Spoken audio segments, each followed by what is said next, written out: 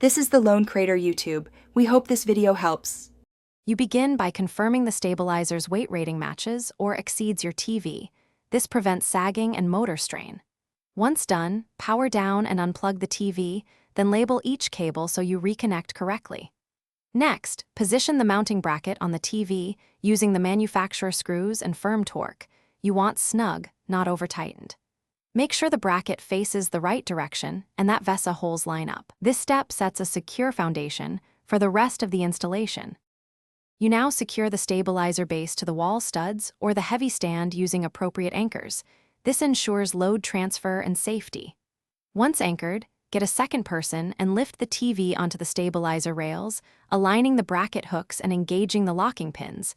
This prevents accidental drops. Then connect the motor and control module, route cables neatly, and plug in power.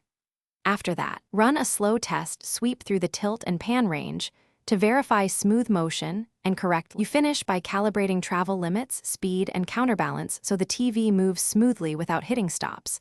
Adjust incrementally and note settings. Next, tidy and secure all cables, fasten any loose plates, and ensure adequate ventilation around the TV to prevent heat buildup. Finally, perform a full operation cycle while observing for wobble or uneven motion. If you see instability, recheck anchor tightness, bracket torque, and the counterbalance setting. Correcting those usually clears the issue and keeps your setup safe. Thanks for watching. Consider subscribing if we helped you.